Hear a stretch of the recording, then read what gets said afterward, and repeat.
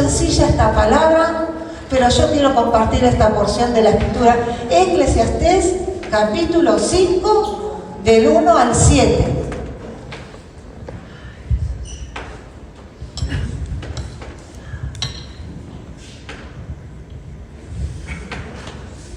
La leemos todos juntos.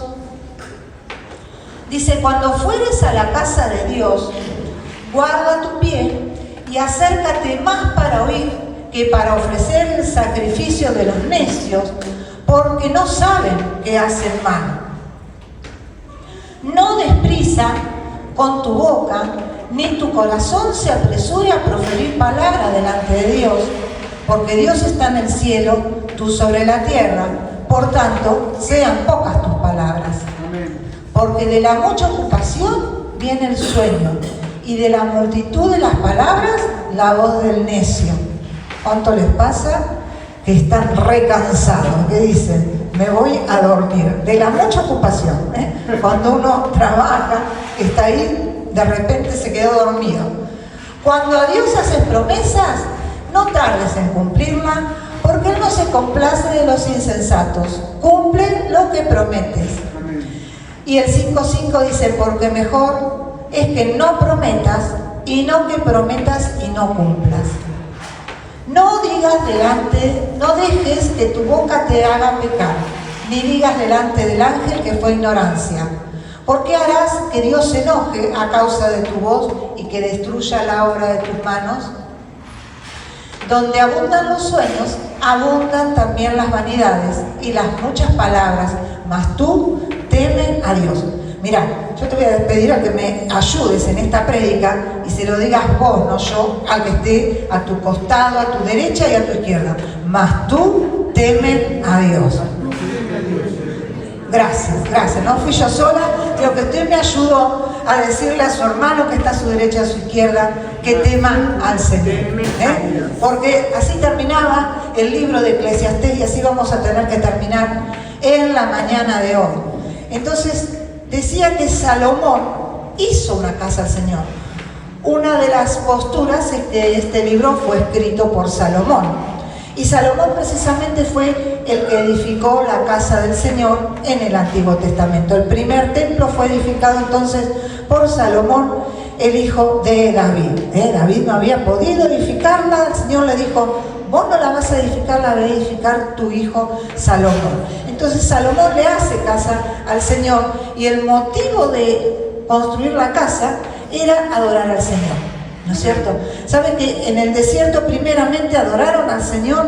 ¿Dónde? En una tienda que se llamó el tabernáculo de reunión. Y luego de unos cuantos años Salomón edifica la casa, pero dice que el motivo era el mismo, que el pueblo tuviera un lugar donde adorar a su Dios, al único y suficiente Dios, ¿no? Ahí estaban. Entonces, nosotros, dice que igual que ellos, a mí me gusta a veces hablar de los pasajes que también nos hablan a nosotros. No todo pasaje del Antiguo Testamento habla, pero en este sí podemos hacer una comparación. Porque así como el pueblo de Israel dice que fue rescatado de la esclavitud de Egipto, nosotros también fuimos rescatados de la esclavitud de ¿quién? Del pecado. Jesucristo nos rescató.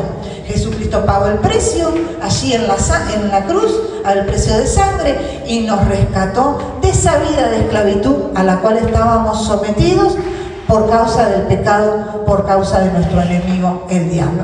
Entonces, ahora nosotros también tenemos un lugar de adoración. Y esa es quizá la respuesta por qué estamos reunidos en esta mañana. Yo no sé si a usted le pasa, pero a veces nos miran, los que ya vivimos en un cierto lugar, como nosotros que hace rato que salimos siempre todos los domingos, ya la gente nos extraña. Pero realmente hace poco viene a la congregación, quizá usted le miren y dice: ¿y ahora dónde empieza a salir todos los domingos a la misma hora mi vecino? ¿No? Entonces, está bueno que si algún día surge la pregunta, usted le conteste, porque vamos a adorar al Señor. Vamos a adorar al Señor. Y bueno, ese es el motivo que nos reúne en esta mañana. Algunas veces nos preguntamos entre creyentes y decimos: ¿y a dónde vas? Siempre hablando de la casa de Dios, no hablando de otros temas. ¿Y a dónde vas? Tenemos respuesta a los que que somos de años, como por ejemplo una calle, a Chile. ¿Y vos dónde vas? Yo voy a Catamarca. Y el otro dice, yo voy a Chaco. Esas son las 3 direcciones que yo tengo más en mi cabeza. A Córdoba también, porque son las iglesias, creo que eran las primeras iglesias que hubo en la ciudad. Y el pastor dice, primera junta. No nos olvidemos de primera junta. Pero yo la respuesta a Catamarca, la respuesta a Chile, como la que tengo más uso de razón. Bueno, contestamos algunos por calle, las que son viejas. Y los que ya somos de esta época, de la campaña de la Condía para acá, ya contestamos por el nombre del pastor. ¿A dónde vas? A lo de Omar. Yo me río, porque el resto de los Omar no existen. Sabemos que Omar es como si fuera uno, ¿no es cierto? Y bueno, sabemos que es la iglesia que está en Luro, esquina Independencia. Los otros Omar que tienen quizás menos congregación no son respuestas. O van a lo de Rubén, o van a lo de Gustavo, obviamente, ¿sí? Gloria a Dios por los que vienen a lo de Gustavo, gloria a Dios, ¿cuántos vienen a lo de Gustavo? Por favor. Que se vuelva feliz el pastor, que se vuelva feliz. Bueno, pero en esta mañana, ¿sabe que yo quise destacar? Más allá de que nosotros decimos la dirección, o decimos, que ni siquiera es que nos fuimos al otro país, fuimos acá a la vuelta, decimos el nombre del pastor, venimos a un lugar que el dueño es precisamente el Rey de Reyes y Señor de los Señores. Así que venimos a un lugar donde realmente el dueño de casa está presente aunque invisible. No sé si alguno acá presente que hasta hace poco ha ido al culto católico, pero de repente cuando venimos del culto católico, a mí me pasó ya hace tantos años que ya lo olvido, que uno empezaba a buscar imágenes, empezaba a buscar las estatuas, y uno dice, uy, acá no hay estatua, acá no hay imágenes, no tengo dónde prender las velas, porque ¿cuánto fue que prendieron las velas? Yo lo recuerdo, tengo todavía, cuando digo prender una vela, tengo todavía en la cabeza, cuando iba a la gruta, a mí me mostraron una vela y ahí está. Yo cursé mi primer año de secundario cerquita de la gruta, entonces ese año, ¿qué hacía? De repente mi hermana tenía una amiga que vivía enfrente, y yo en esa época no me había convertido. Así que, ¿qué hacía? Bueno, toda oración se prendía una velita y se ponía ahí. Ahora, para la gloria de Dios, sabemos que no es necesaria una imagen, sabemos que no es necesario seguir prendiendo una vela, y esto es bueno que lo enseñemos, porque me acuerdo hace poco tenía una vecina, y no sé qué sé que le compartí, y me dice, bueno, prendete una vela. Claro, yo ya me había olvidado de la costumbre de que en otras iglesias automáticamente que tenés que orar a Dios tenés que prender una vela. Gracias a Dios no es necesario, por eso vamos a leer la palabra del Señor y sabemos que Dios escucha la oración en el nombre de Jesús. Amén. Entonces Dios escucha nuestra oración cuando oramos en el nombre de Jesús. Gloria a Dios por ello. No vemos una imagen, pero Dios está presente. Y me alegraba por esta palabra yo cuando la leía, porque dice, cuando Salomón consagró el templo, ¿qué pasó? Vino la nube de la presencia de la gloria del Señor. Aleluya, aleluya, que Dios pueda descender con su presencia cada vez que nos reunimos. Lo va a hacer porque creemos por la fe que Dios con su presencia desciende a su casa cuando estamos reunidos. Así que es más que un motivo para estar reunidos en un sitio como este, que muchos dicen, pero somos templo del Espíritu Santo, no es necesario. Es necesario reunirse. Usted, hermano, compártaselo con el hermano. Mientras usted tenga salud, mientras tenga piernas, que lo traiga. Nosotros tuvimos, lamentablemente, mi suegra muchos años en silla de ruedas, así que de vez en cuando la traíamos a la casa del Señor, pero mientras podemos, nos presentamos como hermanos y nos congregamos en su nombre. Formas de adorar. Venimos a adorar al Señor en forma conjunta, ¿sabe qué? Con los ángeles del cielo. Esto me encanta leerlo, la palabra del Señor. Y acá mi hermana había preparado la alabanza. Pues el pastor se me escapó un rato y lo tuve que ir a buscar. Pero esa alabanza habla de cantar a una voz, ¿con quién? con los ángeles del cielo. Ahora vos nos unimos a ellos y todos juntos estamos adorando a Dios. Se adora a Dios en los cielos y se adora también a Dios en la tierra. Toda la creación adora al Señor. Así que si queremos que el Señor venga por nosotros, ¿cómo nos tiene que encontrar? Adorándole, adorándole a Dios en nuestros corazones o en voz alta. Pero provoquemos adoración al Señor a diario, de día y de noche, adorando al Señor. Adoramos al Señor, dice un salmo, dice el Salmo 133, dice que es como el buen óleo, que algunos comentarios o algunas versiones dicen buen óleo no lo toman como aceite, sino como perfume, como el buen perfume que desciende sobre Aarón. Y dice, esta versión dice, ¿dónde reina la concordia? La concordia, que es lo opuesto a la discordia. Porque a veces estamos medio discordiados, por así decirlo. Qué lindo verbo, Qué lindo verbo. Pretérito cuarto. Otro día me graba, ¿veo? A Roxy yo le pido que corte. Bueno, no está bien jugado, pastor, ya sabemos. Donde reina la concordia, allí reina el Señor. Y allí el Señor bendice y trae vida eterna. Así que procuremos estar de acuerdo con nuestros hermanos en la fe. Porque ahí es donde el Señor derrama la bendición, envía vida eterna. Yo quiero que el Señor derrame la bendición sobre mi vida en esta mañana. ¿Cuántos dicen amén? Amén. Amén. Gloria a Dios. Entonces, dice que también adoramos con la música. Ahí sí tenemos Efesios 5, 19. A ver qué dice. Efesios 5, 19. Hablando entre vosotros con salmos, con himnos y cánticos espirituales, cantando y alabando al Señor en vuestros corazones. Entonces, hablando entre vosotros, tenían que hablar la congregación con salmos, con cánticos espiritual y también en su corazón estar alabando al Señor. Y el Salmo 150, que no lo hice buscar, habla de toda clase de instrumentos. Gracias a Dios que en esta iglesia tenemos muchos. Si Dios lo permite tendremos en algún tiempo más, pero ya hay bastantes. Tiene el Señor unos cuantos instrumentos para que le adoremos. Hay el Salmo 150 o el 149, no me acuerdo cuál de los dos, de los diferentes instrumentos que había en esa época. Si tienen que escribir el Salmo ahora, quizá añadan algunos instrumentos más. Pero el Señor es adorado con la música.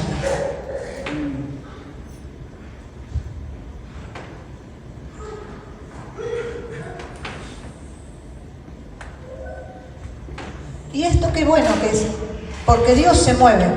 Sabe que las batallas del Señor, a veces pensamos que únicamente las batallas las libramos por medio de la oración y de la intercesión. Pero también dice la palabra que cuando estamos adorando, cuando estamos cantando al Señor, el Señor libra todas esas batallas por las que estamos orando y aún por las que ni sabemos. ¿Por qué? Porque mientras yo me ocupo de adorar al Señor, Él se ocupa de mis problemas. Él se ocupa de todas mis causas, de las que le hice conocidas y de las que todavía no le hice conocidas. Pero su voluntad es que yo me mantenga en oración y en adoración. Así que yo me ocupo de Él y Él se ocupa de mí. Gloria a Dios. Gracias, Señor. Adoramos también por medio de la oración. Hechos 4:24. Miren lo que dice ahí el libro de los Hechos. Y ellos, habiéndolo oído, alzaron unánimes la voz a Dios y dijeron: soberano Señor, tú eres el Dios que hiciste el cielo y la tierra, el mar y todo lo que en ellos hay. Una iglesia que estaba unida. Dice que alzaron unánimes, estaban todos orando por lo mismo. Tenían unidad de espíritu, unidad de oración allí en el libro de los Hechos. Y en el verso 31, creo que también decía algo lindo. A ver, 4:31. Cuando hubieron orado, el lugar donde estaban congregados tembló y todos fueron llenos del Espíritu Santo y hablaban con denuedo la palabra del Señor. Miren los resultados de orar en unidad. Desciende el Espíritu Santo. Y no solamente se hablan nuevas lenguas, como hacemos hincapié nosotros, que si usted no tiene el don de nuevas lenguas, que lo pida al Señor, porque el Señor da a todos abundantemente y sin reproche, dice el libro de Santiago. Así que pídale al Señor el don de nuevas lenguas, y no solamente hablamos en nuevas lenguas, sino que también hablamos con denuedo la palabra del Señor. Porque estamos acá en este tiempo y hasta que regrese el Señor tenemos que hablar la palabra del Señor. Ese mensaje glorioso tiene que correr. Primera de Reyes 8:30 habla de una oración que hizo el rey Salomón en dedicación al templo. Entonces, ¿cómo empezó la oración? Dice: oye pues la oración de tu siervo y de tu pueblo Israel cuando oren en este lugar. También tú lo oirás en el lugar de tu morada, en los cielos, escucha y perdona. Así que, miren qué importante que no descansemos solamente en la oración del pastor, en la oración de los intercesores, porque sabemos que el Señor escucha la oración de los líderes y la oración también, dice ahí, de su pueblo. Cuando el pueblo venga, Salomón pidió: Señor, escucha a tu pueblo, y también si hubieran pecados, perdóname. Qué buena oración. Entonces el Señor pide que Dios perdone a su pueblo si hubiere pecado. El Señor le pide, no leo todo, pero se lo voy a resumir. Salomón pide que Dios perdone y restaure si su pueblo había sido derrotado, porque este pueblo iba a la guerra. Entonces acá Salomón pide específicamente: si tu pueblo, Señor, tiene que ir a la guerra porque Dios lo mandaste, estamos hablando de guerra en serio, guerra como lo que estamos viendo en Medio Oriente, ¿no es cierto? El pueblo salía en conquista porque Dios lo mandaba. Entonces el versículo dice que apuntaba: si en verdad vos lo mandaste, Señor, también te rogamos, Señor, que si ellos fueron derrotados por sus enemigos, porque podía pasar que no salieran victoriosos, Señor, perdona y restaura. ¿Sabe qué decían? Que tengamos que ser humildes, porque muchas veces estamos batallando espiritualmente en contra de huestes espirituales. Ahora que estamos del lado del reino de Dios, nos hemos opuesto al reino de las tinieblas. ¿Y qué estamos? Estamos en batalla. Alguien dijo: la vida eterna es una cosa, pero a diario estamos peleando batallas. Y si en alguna de esas batallas hemos perdido, ¿saben qué hacemos? Con humildad de corazón le pedimos al Señor perdón y le pedimos que Él nos restaure. ¿Amén? ¿Cuántas veces hemos perdido alguna batalla? ¿Cuántos podemos decir hemos perdido batalla? Y tristemente sí, alguna batalla hemos perdido. Pero alguien dijo: la guerra está ganada. Gloria a Dios por esto. Nuestra salvación, ahí en la cruz del Calvario, el Señor nos la dio. Así que la guerra fue ganada. Sigamos peleando a diario las batallas, que Dios está con nosotros. Dice: si el cielo se cerrara y no lloviera, si se volvieran a ti, Señor, envíales la lluvia. ¿Cuántas veces pasa que en la vida también espiritual el Señor tiene que enviar lluvia del Espíritu Santo, pero a veces pasa que en la tierra no puede haber cosecha porque no hubo lluvia? Así que si sabemos que hay sequía, ¿qué tenemos que hacer? Oramos al Señor: Señor, manda tu lluvia para que en esa tierra vuelva a haber cosecha. Si hubiera plaga, en estos días que también hay plaga, hay enfermedades, hay algunas epidemias dentro del país y dentro de otros países, mire que dice: extenderemos nuestras manos hacia el cielo y, Señor, tú nos escuches en esos días, que venga la plaga sobre el país o que vengan las epidemias. Estos días son ¿de qué entonces? Dice la palabra: de extender las manos al reino de los cielos. Amén. Para que Dios envíe sanidad sobre el pueblo, para que Dios dé sabiduría a los profesionales que nos están tratando, los médicos, tantos médicos que hay que fueron puestos por el Señor, que tenemos que ir a la consulta. Yo a veces le escucho a mi hermana, mi marido me dice: bueno, no te olvides sacar el turno. No te olvides sacar tu turno. Así que yo te digo, pueblo, saca tu turno. Si tenés alguna dolencia, saca tu turno, que te atiendan. Pero también oramos al Señor. El pueblo de Dios nunca, nunca se olvida de orar al Señor y de darle la gloria. Amén. Porque sabemos que de Él va a venir la bendición sobre nuestros cuerpos. Dice que Ana, anotá acá yo como ejemplo, vino, Ana lo conocemos, pero una vez más la nombramos, Ana, esa mujer que era estéril, ¿y qué hizo? Vino a la casa del Señor y derramó su alma. Dijo, mi espíritu se regocija. El Señor, Ana se regocijaba realmente en el Señor y pidió a Dios algo. Ana pidió algo que el Señor se lo otorgó. Derramó entonces su corazón. Algunos ni la entendían.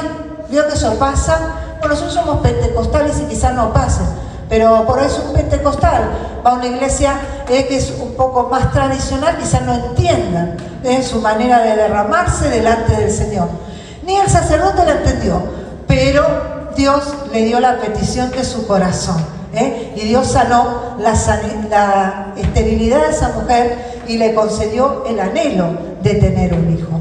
Vamos a ver que adoramos también dando al Señor. Yo quiero, mientras Mateo pone Proverbios 3, 9 y 10, yo quiero tomar para dar las gracias al Señor por sus vidas, hermanos, porque ustedes realmente están sustentando esta obra. Cada vez que usted le trae el diezmo, la ofrenda, las primicias, podemos pagar el alquiler de este lugar. Y es gracias a usted. Así que eso que dice la palabra, que también es una manera en que se está adorando al Señor. Es un tema más de adoración. Honra a Jehová con tus bienes y con las primicias de todos tus frutos, y serán llenos tus graneros con abundancia, y tus lagares rebosarán de mosto. Qué bueno, el Señor envía bendición a todos aquellos que bendicen su casa. Esta es casa del Señor, y el Señor dice, bueno, yo también te voy a volver a bendecir, y en nuestros hogares sigue habiendo sustento para la gloria del Señor. Cada día de la semana, dice 1 Corintios 16, 2,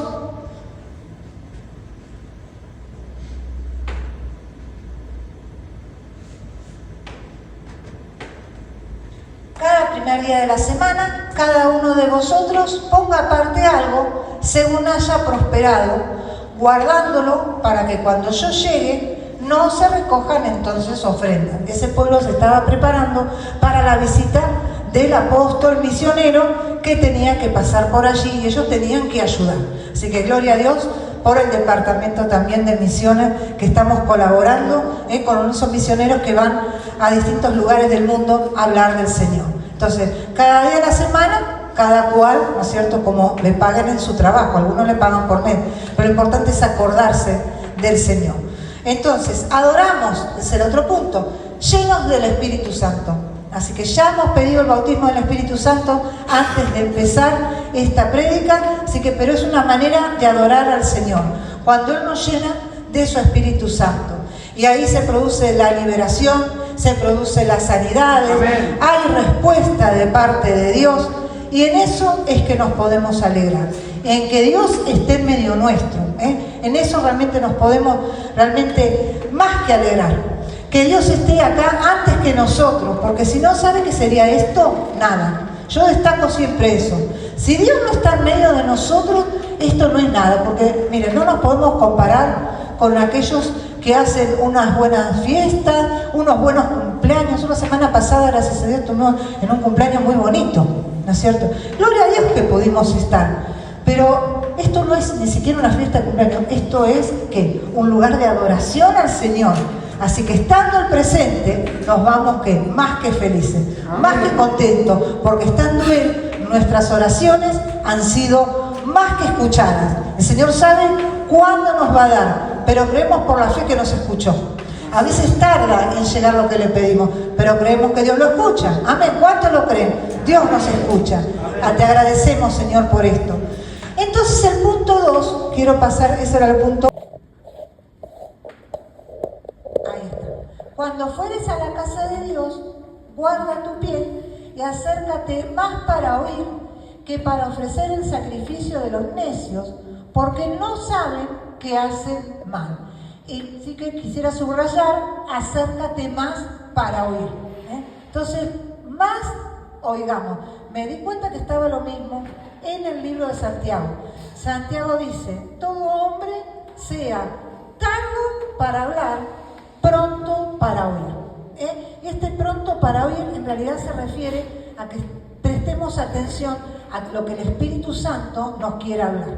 Amén. ¿Saben que yo trato de hablar? Miren, un versículo bíblico que el Espíritu Santo haya traído a mi corazón, porque hay mucho para hablar. Pero el Espíritu Santo también le quiere hablar a usted en manera individual. Así que dice, todo hombre sea pronto para oír a su hermano, pero también primordialmente al Espíritu Santo de Dios. A ver, Señor, ¿qué me quieres decir en el día de hoy? Y si todavía realmente no reconoces la voz del Espíritu Santo, pedirle al Señor que te la haga reconocer. Yo me acuerdo los primeros años que estuve en la iglesia del Señor, no noté cuándo, pero creo que el primer tiempo que estuve en la casa del Señor solamente escuchaba palabras de prédica. Después escuchaba a los otros que venían, el Señor me habló, y tuve un sueño. Nada, Marcela, nada. No sé cuánto tiempito me duró. Yo solamente repetía la oración del otro, oraba, pero ni escuchaba la voz del Señor, leía la palabra, no tenía sueños de revelaciones, tampoco tenía don de lenguas, Así que me venía y preguntaban, ¿recibiste lengua? Yo creo que ya se lo conté. Y yo decía, con sinceridad, no, la verdad que no. Bueno, ya llegó un momento que yo ya no quería que me lo preguntaran más, porque ya me estaba causando que todos los demás lo recibían y yo no. Entonces yo le decía, Señor, ¿qué pasa? Yo también quería. ¿No? ¿Les pasa eso? Yo también quería. Bueno, pero un día el Señor se acordó de mí, yo seguí orando, seguí esperando, y un día el Señor también, empecé de a poquitito, siempre cuento, que mi marido había empezado orando media hora, así, sin parar. Y bueno, el Señor empezó despacito conmigo, empecé una palabrita, después al otro día otra palabrita, la semana otra palabrita, cuando me quise acordar, el Señor me había dado muchas palabras en lenguas. Pero lo bueno es esperar en el Señor, te espere en el Señor, no se desespere, pero espere escuchar la voz del Espíritu Santo, porque el Señor quiere también hablarle a su vida de manera individual. Dice ahí uno de los evangelios, el Señor dijo, mis ovejas oyen mi voz y me siguen. Y ese versículo fue el que yo oré por mucho tiempo. Señor, si tu palabra dice que tus ovejas oyen tu voz, yo también quiero escuchar tu voz. Házmelo oír. Y el Señor al tiempo me la hizo oír. Y tardo para hablar. Había ya un fariseo y un publicano. ¿Sabía usted lo que decía el fariseo? El fariseo medio como que se la creía, digamos, en el lenguaje de hoy en día. Porque Dios lo había bendecido, y en esa bendición que había tenido de Dios, él llegó a creérsela. Entonces Dios lo había liberado, lo había limpiado, ya no era tan pecador como los demás. Pero entró el otro, el publicano, el que recién llegaba, y el publicano todavía estaba contrito y humillado. Y sabemos cuál fue la parábola, cómo termina, que el Señor terminó escuchando a aquel que había llegado con un corazón contrito y humillado, el Señor le había perdonado, y el otro, que estaba ya un poquitito agrandado, por así decirlo, el Señor en esa oportunidad no lo escucha. ¿Por qué? Porque el Señor quería también que le reconociera que Él había sido quien había hecho toda esa obra en su vida. Ni siquiera había reconocido que había sido Dios, sino que se creía que por sus propios méritos Él había logrado obtener todos esos beneficios de parte de Dios. Entonces, hablemos con respeto en la casa del Señor, no solamente con nuestro prójimo, sino también con Dios. Porque dice ahí, Dios está en el cielo, así que sean pocas tus palabras. Si le hiciste una promesa, ¿qué pasa si le hiciste promesas al Señor? Había en Deuteronomio 23, no lo busqué, pero acá está aclarado, dice, si le hiciste una promesa, a ver, vamos a ver el 2, donde... Ahí está. No te des prisa con tu boca, ni tu corazón se apresure a proferir palabra. Dios está en el cielo y tú sobre la tierra, sean pocas tus palabras. El 3. Porque de la mucha ocupación viene el sueño, de la multitud de palabras la voz del necio. Entonces, a Dios tenemos que cumplirle las promesas. Seguimos adelante porque creo que está más adelante. Ahora está. Cuando a Dios haces promesas, no tardes en cumplirla. Él no se complace de los insensatos. Cumple lo que prometes. Y el 5, mejor es que no prometas y no que prometas y no cumplas. Lo dejamos ahí por un minutito, porque tenemos esta costumbre también de antes de venir a la casa del Señor. No sé si le pasa, yo le conté ya que a los 20 me convertí. Entonces antes de los 20, tenía, de acuerdo en esa época, te enseñan a hacer promesas y uno ya viene con la mala costumbre de hacer promesas y hacemos cualquier promesa. Yo me acordaba en estos días como una compañera mía, un día hablando la una con la otra, yo sin tener al Señor, entonces la veo con 10 centímetros menos de pelo. Supóngase que mañana Débora se nos viene con 10 centímetros menos, entonces es normal que uno le pregunte, ¡ay, qué linda que estás hoy! Entonces la respuesta es sí, porque hice una promesa, así que ya está, ya le cumplí, a Dios, con Dios ya cumplí. Y uno dice, decía en esa época, mirá vos, te cortaste el pelo, qué bien, todo bien, pero ahora que entramos al camino del Señor, nos damos cuenta que hay promesas que no tienen sentido, como dice acá precisamente el libro de Eclesiastés, que los necios no saben, piden cosas que ni siquiera entienden. Y nosotros como hijos de Dios también, mire, yo dije, cuando preparaba esta palabra puse a orar, digo, Señor, qué palabra fuerte, porque es muy fuerte. Dice, cuando vos le prometiste algo al Señor, porque es para el pueblo de Dios ya, cuando vos le prometiste algo al Señor, ahora se lo tenés que cumplir. Porque muchas veces venimos, así como venía Ana, ¿qué vino? Ana vino angustiadísima. Tenía una rival ahí que se llamaba Penina, que en esa época que Dios le había permitido tener varias esposas, por la dureza de su corazón, aclara ahí la palabra, y la otra esposa tenía hijos y ella no. ¿Cómo se sentía Ana? Mal. Y es comprensible. ¿Y qué hizo? Volcó su alma en la presencia del Señor y le hizo un voto al Señor. Ahí ella le hizo un voto. Pero lo bueno de esta mujer es que ella cumplió con la promesa. Cuando nació ese niño, al tiempo que fue destetado, ella había prometido que se lo iba a entregar al Señor y se lo entregó. Entonces, esta palabra nos hace reflexionar que si cuando hemos venido a la casa del Señor, también que sean pocas las palabras. Porque a veces en nuestro apresuramiento hacemos promesas que después no se las cumplimos al Señor. Y el Señor quiere que le paguemos lo que le hemos prometido. Amén. Así que esta mañana yo dije, Señor, ¿qué te habrá prometido el pueblo? Y creo que el Señor me guió y yo anoté esto. Cuando muchas veces venimos a la casa del Señor y le decimos, Señor, yo te quiero servir. Señor, yo quiero servirte. Señor, dame dones.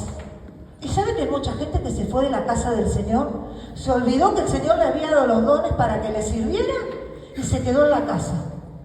Ahora está más cómodo. Hay algunos que han puesto que está bueno quedarse en la casa. Pero hermano, si vos te quedás en tu casa, yo me pregunto, ¿los dones? ¿Qué pasó con esos dones que te entregó el Señor? Y cuando venga el Señor te va a preguntar, yo te entregué 2 talentos, yo te entregué 3 talentos. Devolvéme lo que es mío y devolvémelo con ganancia, era la parábola. Así que si le hemos pedido dones al Señor, si le hemos dicho, Señor, yo te quiero servir, ¿qué tenemos que hacer? Servirle. Si el Señor te ha dado algún don y no lo usaste porque te quedaste en tu casa, o en esta semana por ahí te encontrás porque está por venir una campaña, así que nos vamos a encontrar con gente. Así que todos esos que sabés que no se están congregando, lo podés aguijonear con esta palabra. ¿Qué te parece? ¿Vos pediste dones al Señor? Bueno, ahora tenés que usarlo. Volvete al Señor. Volvete al Señor de todo corazón. Y el que no se convirtió también, obviamente, lo vamos a invitar. Y antes que llegue la campaña, si quiere, tráigalo a la casa del Señor. Yo alabo al Señor que tenemos una visita. Realmente gracias, hermana, por traer a tu amiga a la casa del Señor. Damos un aplauso a Susana. Bienvenida, Susana, a la casa del Señor. Gloria a Dios. Entonces, ¿qué más promete el pueblo? Lo más importante creo que es eso. Y después, de manera personal, cada cual sabe si alguna vez le ha prometido algo al Señor y no ha podido cumplirlo. De repente pídele perdón al Señor y volvamos a arrancar. Entonces, dice el otro punto, que había vanidades. Yo dije, si este libro fue escrito en esa época de vanidad, no me explico qué dirían en el capítulo en el día de hoy. Porque las vanidades se han multiplicado. Esta es una época donde abundan las vanidades. Hay gente que compite la una con la otra. Hay algunos que Dios los guía y otros que Dios ni los puso en ese lugar, pero es por vanidad. ¿Y qué trae? Aflicción de espíritu, dice la palabra. Dice, si la vanidad abunda, hay algo que es el consejo, dice que ya nos lo dijimos los unos a los otros en esta mañana, no solamente yo, mas tú teme a Dios. En tiempos de vanidad, el consejo de parte de Dios es que le temamos. Entonces, anoté unos versículos también para ver qué es lo que dice la palabra del Señor sobre el temor de Dios. Por ejemplo, hubo una situación que sucedió en el libro de Éxodo, donde había una orden de parte de Faraón, donde se le dijo al pueblo de Dios que se estaba multiplicando, y se empezó a multiplicar y a multiplicar, y Faraón temió. Entonces mandó una orden y le dijo a las parteras, todo hijo varón que naciere, ¿qué tenían que hacer? Morir. Tenían las parteras que matarlo. Pero acá dice la Escritura, las parteras temieron a Dios y no mataron a los varones. Y Dios las bendijo. Gloria a Dios por esto, que podamos tener este tipo de temor de Dios, de temer más a los mandamientos de Dios que a los mandamientos de un hombre, porque nuestro Dios es un Dios vivo. Sabemos que para la gloria de Dios, este pueblo salió de Egipto, ¿cuánto? 80 años después. Si no me equivoco, si no saco mal la cuenta, y no salieron pocos, sino que salieron como 600.000. ¿Por qué? Porque hubo mujeres valientes en el pueblo de Dios que dejaron que se siguieran multiplicando los varones y que siguieran naciendo. Entre ellos nació Moisés, guardado para la gloria del Señor, porque una mujer tuvo temor de Dios. Entonces, otro varón que era temeroso de Dios y apartado del mal es Job. Estos días hablábamos del libro de Santiago, y el libro de Santiago nos hacía ver una verdad espiritual. Las personas temerosas de Dios también van a ser probadas. Así que si a tu vida vos decís, pero Señor, yo soy una persona temerosa, yo estoy cumpliendo con tus mandamientos, ¿por qué viene la prueba a mi vida? Bueno, porque la Biblia dice que a los que están en santidad, los que están temerosos de Dios, Dios les va a perfeccionar la santidad. Dice el libro de 1 de Corintios, dice, perfeccionando la santidad en el temor del Señor. Entonces, para que haya más santidad en nuestra vida, ¿qué viene? Viene la prueba. Entonces, la prueba, Dios la envía también a los que son temerosos de Dios. No solamente le envía prueba a aquellos que están medio descarriados, sino que el que es temeroso de Dios también recibe tiempo de prueba. Por eso vemos en el libro de Job que este varón fue probado por Dios. Y sabemos lo que sucedió al final, que Dios lo bendijo de una manera más que abundante, porque Job permaneció en el Señor en el tiempo de la prueba. Amén. El Salmo 145 dice que Dios recompensa a los que le temen. Ese lo hice buscar, 145, 19. Cumplirá el deseo de los que le temen, oirá a sí mismo el clamor de ellos y los salvará. Qué precioso, que Dios escucha nuestra oración. Realmente, si estamos temiendo al Señor, va a escuchar nuestra oración y también nos va a estar cuidando. Dice, el ángel de Jehová es quien nos cuida, el ángel de Jehová nos defiende, el ángel del Señor acampa en derredor nuestro. Entonces vamos a ver Eclesiastés 13 y 14 en el capítulo 12, verso 13 y verso 14.